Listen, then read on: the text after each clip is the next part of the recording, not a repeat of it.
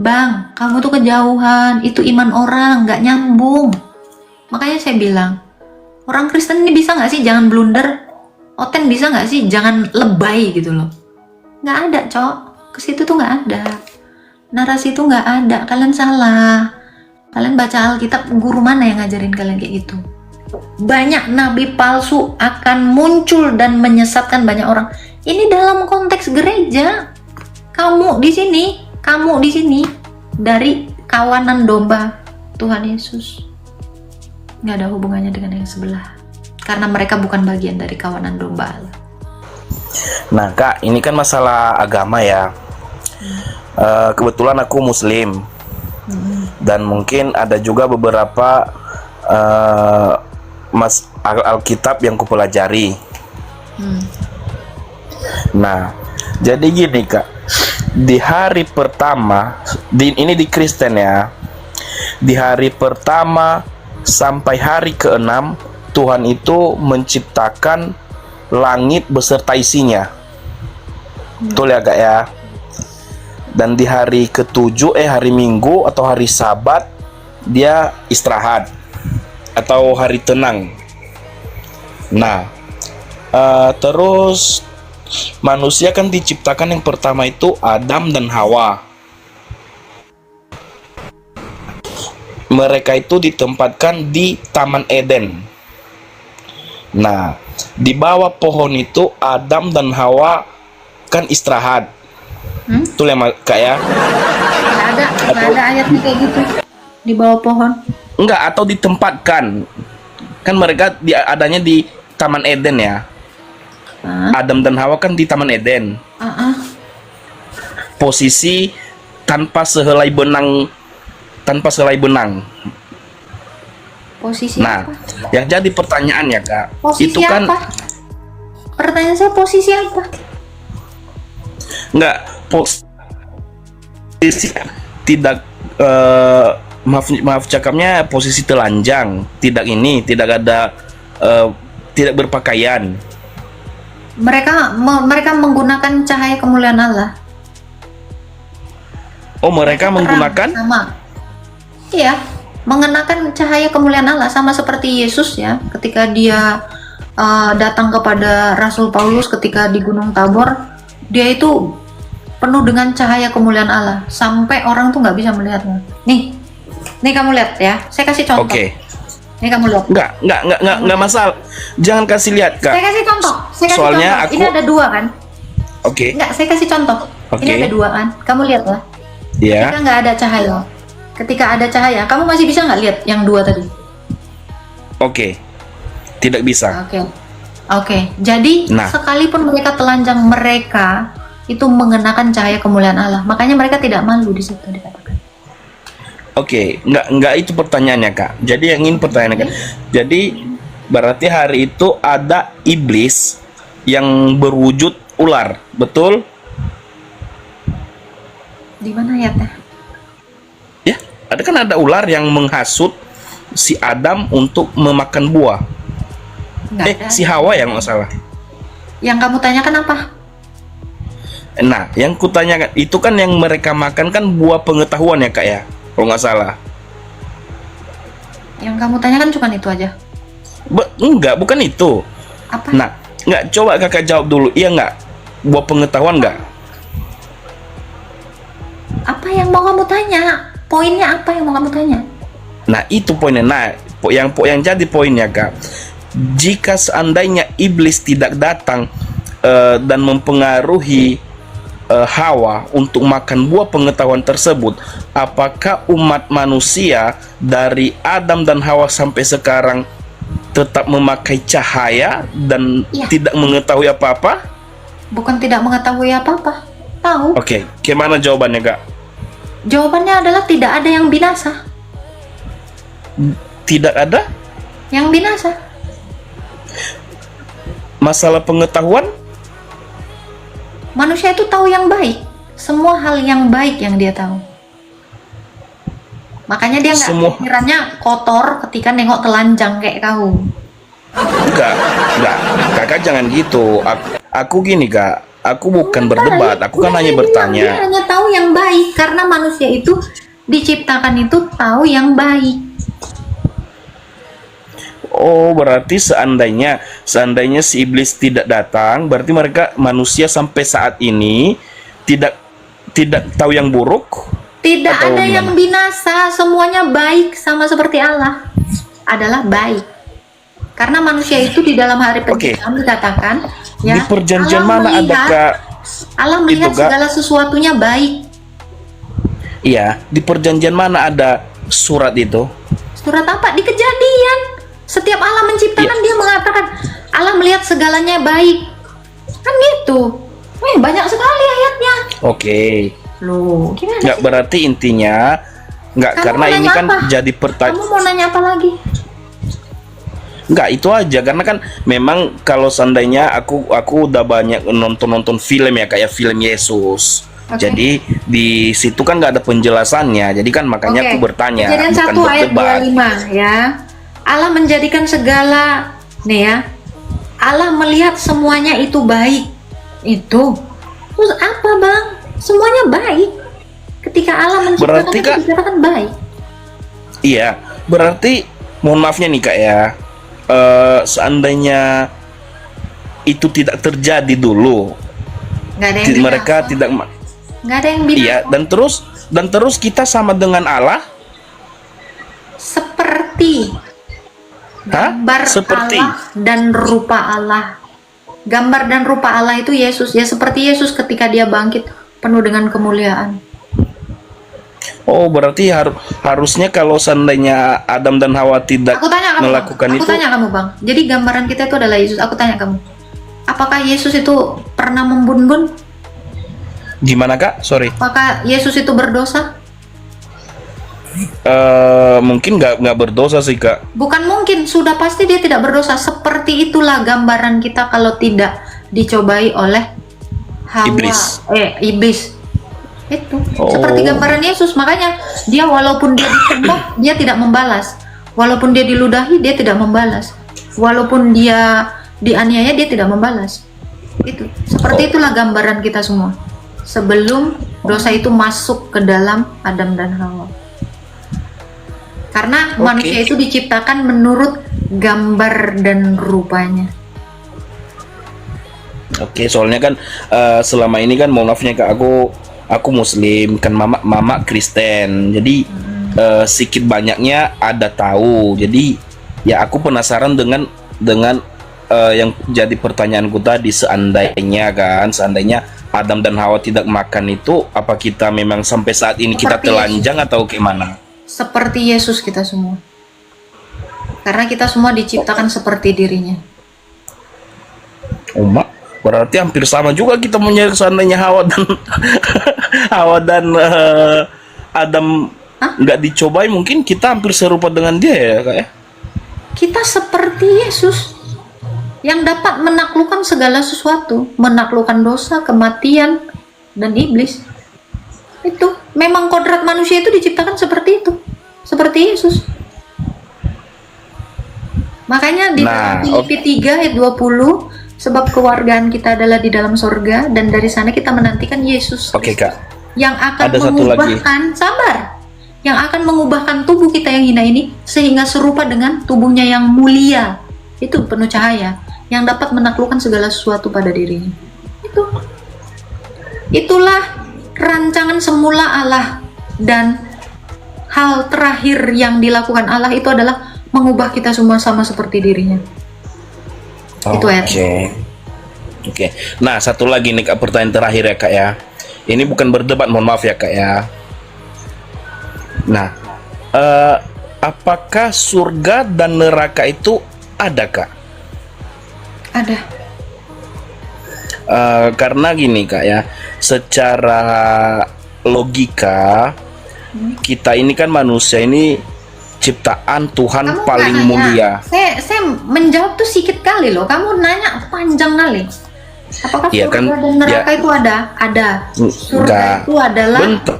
surga itu adalah Makanya- di mana manusia itu menyatu dengan Allah. Neraka itu adalah ketiadaan Allah.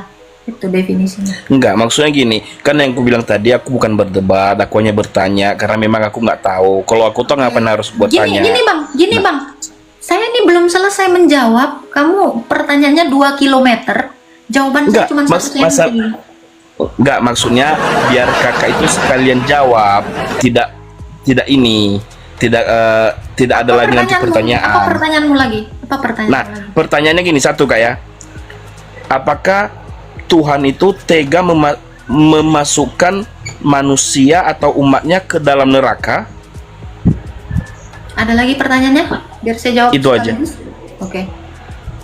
Tuhan tidak menciptakan neraka untuk manusia, tetapi di Alkitab dikatakan Tuhan menciptakan neraka itu untuk iblis dan malaikat-malaikatnya. Jadi kalau kamu ngikutin iblis, ke neraka lah kau. Tuhan itu tidak menciptakan neraka itu untuk manusia. Bukan di situ tempatnya manusia. Oke. Itu jawabannya. Jadi siapa saja yang mengikuti iblis dan malaikat-malaikatnya iblis, karena iblis ini punya malaikat, ya, maka kamu akan ke neraka bersama-sama dengan iblis itu dengan kesadaran penuh kamu mengikutinya. Itu. Oke kak, itu aja sih. Soalnya kan ya itu yang kurang ku mengerti selama ini. Jadi aku bertanya, mungkin kakak lebih paham kan? Jadi Oke. tanya aku Ada bertanya. lagi? Sudah? Oke, itu aja sih kak. Jadi kalau ada yang mengatakan Tuhan menciptakan neraka untuk manusia, itu Tuhan kejam. Tidak menciptakan neraka untuk manusia. Ya, di Ibrani 2 ayat yang ke-16 dikatakan, sebab bukan malaikat-malaikat yang dia kasihi melainkan keturunan Abraham. Dia tidak mengasihi malaikat yang jatuh itu, tetapi dia mengasihi manusia. Gitu. Angkat kemana? Ke neraka.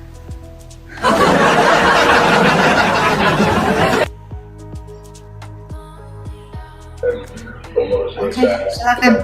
Mau bertanya apa, Jul? Sama-sama, Jeng An. Ya, salam. Salam. Mbak, coba tolong biar menjadi satu referensi tambahan untuk kita semua bahwa di Alkitab itu memang jauh tertulis sebelum adanya Al-Quran itu ada namanya nabi-nabi palsu yang sudah tertulis dalam Alkitab yang sudah dinubuatkan. Dalam artian itu nabi-nabi palsu itu yang maksudnya itu ajaran Muhammad itu, Mbak. Gini Bang, aku kasih tahu ya. Nabi palsu itu adalah nabi-nabi yang tampil di antara umat Israel dan orang Kristen. Itu dari dalam kekristenan atau yang tampil di dalam bangsa Israel. Yang sebelah bahkan tidak dianggap nabi, Bang. Tidak sama sekali. Mohon maaf. Tidak. Kategori nabi pun tidak. Kenapa? Karena kategori nabi ya di dalam iman kita itu adalah yang lahir dari Israel. Itu tidak disebut nabi. Oke, Jadi maaf ayat saya. Alkitab kita itu semua ditulis itu bukan ngurusin yang sebelah, bukan. Karena yang sebelah belum ada. Itu tidak dianggap ada. Kita ngurusin yang di dalam. Guru-guru palsu, mesias-mesias palsu, nabi-nabi palsu itu dari dalam kekristenan, dari bangsa Israel sendiri. Ya, Ya. maaf Pak, saya potong komunikasinya. Kan di Alkitab itu aku agak lupa di kitab mana. Ciri-ciri nabi palsu itu kan sudah tertulis, yang dia mendapatkan nubuat dari dalam goa segala macam, baru mengawinkan segala macam itu kan ada. Ya, itu kan nabi palsu. Itu kan nabi palsu yang di dalam kekristenan. Dikatakan kalau ada nabi palsu tampil di antara kamu dari dalam iman kita, itu nggak ada hubungannya sama sebelah. Tuhan Yesus itu tidak pernah menceritakan hal yang nggak ada.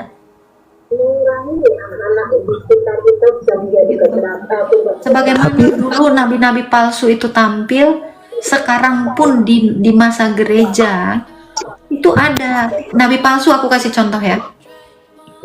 Nabi palsu itu adalah orang-orang yang mengaku dapat nubuatan nanti kiamat tanggal 23 September. Itu nabi palsu. Itu nabi palsu. Itu dia. Itu Yang mendapatkan suatu nubuat yang juga tertulis di Alkitab itu loh, nabi palsu ya, yang mendapatkan dalam gua-gua. itu dia ngakunya gitu kan, dia bernubuat nanti akan ada gempa bumi di sini. Itu nabi palsu. Dalam iman Masya Kristen itu nabi palsu, karena nabi Ya. itu artinya dia yang bernubuat. Itu loh, nabi itu kan dari navi, nubuat, dari nubuat. Nubuat ya. Iya. Ya, habis itu Jadi yang sebelah, mohon maaf, dia nggak pernah bernubuat, makanya kita tidak pernah menganggap dia nabi. Gitu. ada tertulis list juga tuh Mbak di Alkitab itu ciri-ciri adanya nabi palsu. Di Setelah perjanjian lama, perjanjian baru, Bang. perjanjian baru ya kayaknya itu, sebelum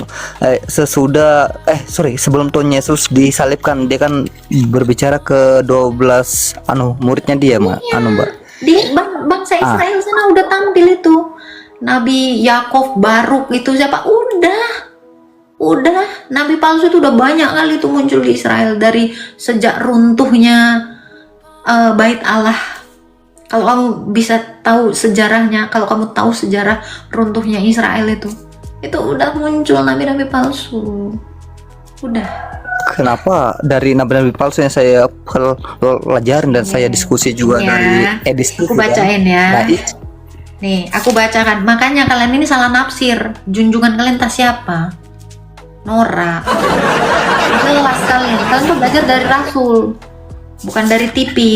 Oke. Saya bacakan. Ini makanya kita tuh jeli ya. Matius 7. Ya, dikatakan ini. Nih, kamu tuh ngerti ya. Waspadalah terhadap nabi-nabi palsu yang datang kepadamu menyamar seperti domba. Artinya dari dalam kamu. Ngerti nggak? Ini kalian ini baca Alkitab mau ngayal semuanya. Dengar ini. Tetapi sungguh-sungguhnya mereka adalah serigala yang buas. Nih, ya. Ini dikatakan yang dari kamu jadi domba, berarti oten. Ngerti nggak? Oten itu disebut domba.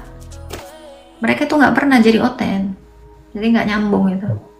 Oke, kalau untuk yang saya pelajarin Mbak ya, di Alkitab itu ciri-ciri nabi palsu itu yang lebih banyaknya itu ke ajarannya Muhammad itu Mbak. Aduh, kamu ngomong aja sendiri sana.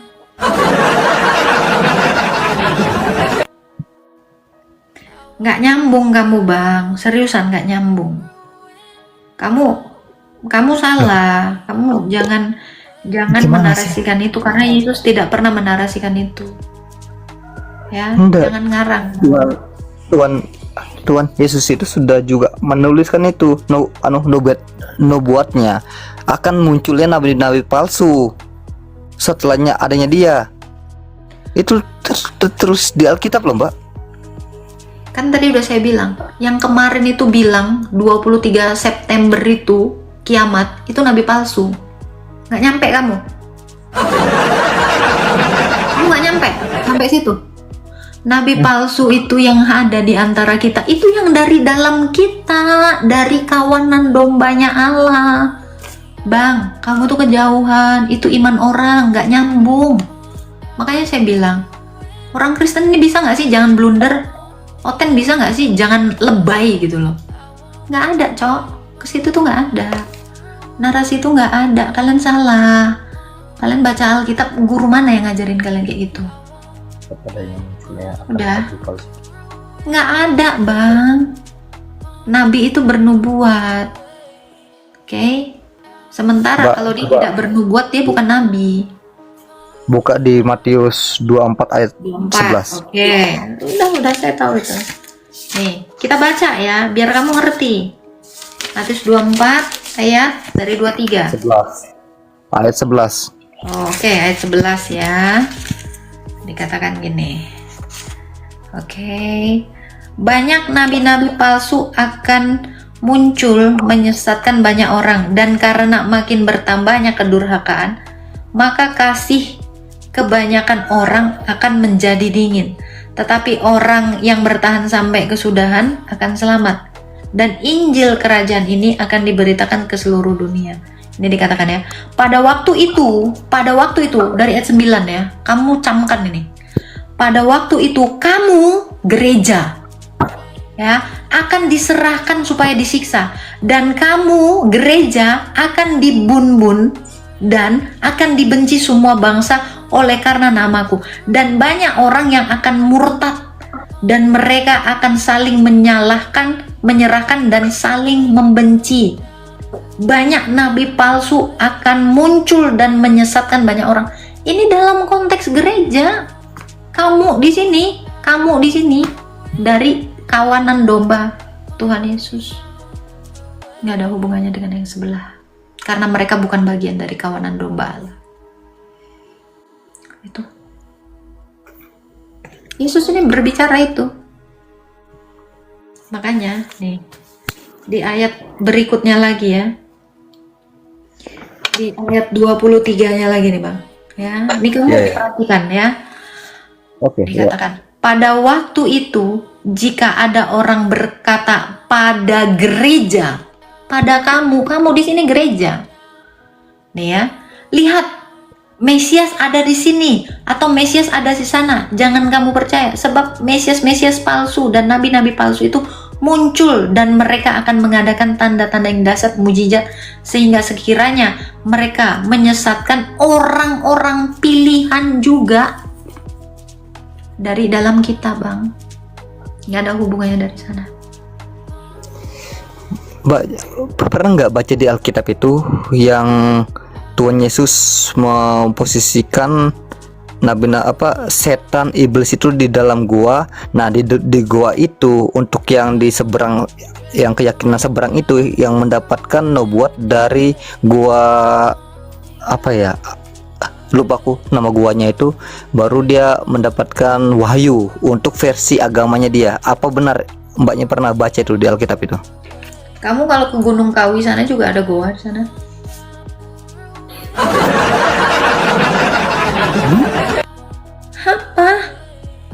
Apa? Kamu kalau ke goa-goa juga banyak sekarang ini. Datanglah kau ke sana, bertapa. Banyak. Apa sih kamu ngapain ke tempat orang? Kamu ngapain, sayang? Saya bukannya saya ke tempat orang, bahwa memang saya meyakinin bahwa kitab yang tertulis di Alkitab itu sudah menubuatkan adanya nabi-nabi palsu, dan ciri-cirinya yang kayak ada di sebelah itu. Oke, kutanya kau, Daud pernah nggak ngumpet di goa? Tetapi bukan dia mengatakan dia dapatkan dari Jibril segala macam kan? Beda sama yang di Yesus dikuburkan di mana? Ya di dalam gua juga. Mau kamu bilang Yesus itu setan? Gitu? Tetapi itu nih. Kamu nggak nyambung. Mbak, Tuhan Yesus bukan dia mengatakan dia mendapatkan nubuat segala macam kayak yang di seberang itu. Ada malaikat di dalam goa itu. Menurut kau itu setan? Yang malaikat yang ditemui sama perempuan-perempuan pembawa rempah. Apa yang kau cari? Kata malaikat itu kan. Nah, itu setan. Mbak, Kamu mau kemana? Definisinya itu beda. Ini Tuhan Yesus yang mengatakan akan ada nabi-nabi palsu setelah saya. Sedangkan kita kalau mencocok logikan untuk Tuhan Yesus itu tidak nyambung. Karena dia yang berbicara sendiri, masa kita mau menyambungkan dia yang mengatakan Yesus berbicara itu kepada siapa? Yesus bicara itu kepada siapa? Entah ke 12 muridnya atau ke manusia yang ada di saat itu. Oke, dia ngomong nggak sama orang Mesir? Kok jauh banget ke, kalau untuk logikanya kok jauh betul ke orang Mesir. Iya, saya mau tahu, apakah dia ngomong itu kepada orang Syria? Hah? Hah? Saya mau tahu kamu, maksud Yesus itu, Mesias itu dari dalam kekristenan. Nabi itu kan dari tadi itu saya bilang, nabi-nabi palsu itu dari Israel, bukan dari Mesir. Itu loh maksud saya, kamu mau kemana? Nggak nyambung. Asli ya, ini udah saya katakan ini, Oten pun banyak yang blunder, aku bilang. Oten nih baca Alkitab tuh tak kemana, lari kok kesana kesini. Itu maksudnya dari dalam kekristenan. 1 Korintus 11 ayat 19. Akan ada penyesat di antara kamu untuk melihat siapa yang tahan uji. Itu. Penyesat itu dari dalam kekristenan itu sendiri. Galatia 1 ayat 8 ayat 9. Ya, kalau ada orang yang memberitakan Injil yang lain, terkutuklah dia. Itu dari dalam kekristenan.